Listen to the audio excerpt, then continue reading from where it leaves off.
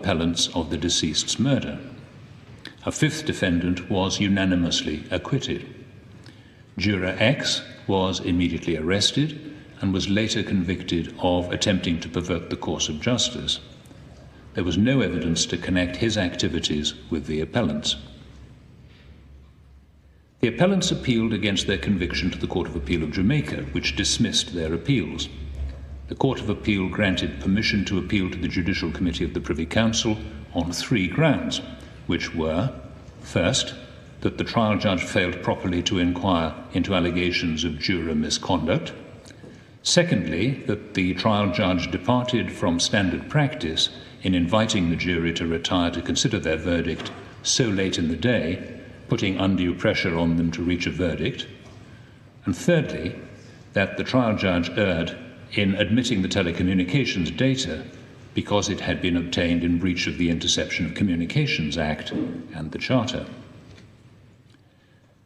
The Judicial Committee of the Privy Council has unanimously concluded that the appeals should be allowed and the appellant's convictions should be quashed on the ground of juror misconduct, and that the case should be remitted to the Court of Appeal of Jamaica to decide whether to order a retrial of the appellants for the murder of Clive Williams.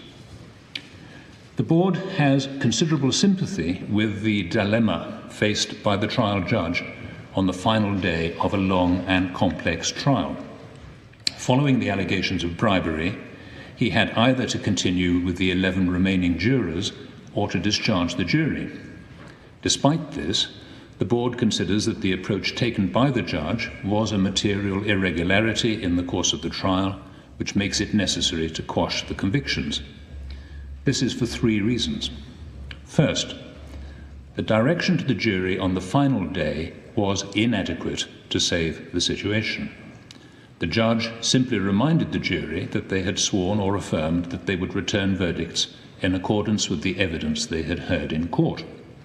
The judge did not refer to the alleged bribery, of which, if the allegations were true, the jurors were already aware. Secondly, the trial continued with the allegedly corrupt juror serving as one of its 11 members. In the Board's view, there should have been no question of allowing juror X to continue to serve on the jury. Allowing juror X to remain on the jury is fatal to the safety of the convictions which followed.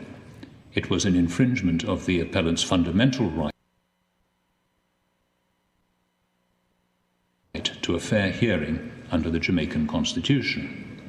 Thirdly, the judge should have considered whether the remaining jurors might have become, consciously or unconsciously, prejudiced for or against one or more of the appellants as a result of juror X's behaviour. For example, there was a danger that the attempted bribe could have made the other jurors overcompensate, consciously or unconsciously, if they assumed that the offer must have come from one of the appellants and that therefore they must be guilty. The judge took no account of this risk. The Board is very mindful of the serious consequences which may flow from having to discharge a jury shortly before the end of a long and complex criminal trial. It is also very conscious of the danger of deliberate attempts to derail criminal trials by engineering situations in which it is necessary to discharge the jury. In England and Wales, there is legislation which allows a judge in certain situations to discharge a jury because of jury tampering and to continue the trial by judge alone. There is no such legislation in Jamaica. It follows that there will be occasions where, as in this case, a court will have no alternative but to discharge a jury and end the trial in order to protect the integrity of the system of trial by jury. In view of its conclusion on the issue of juror misconduct, the Board holds that it is not necessary to express a concluded view on the other 2 grounds of appeal. For these reasons, the appellant's appeals should be allowed. The Court is now adjourned.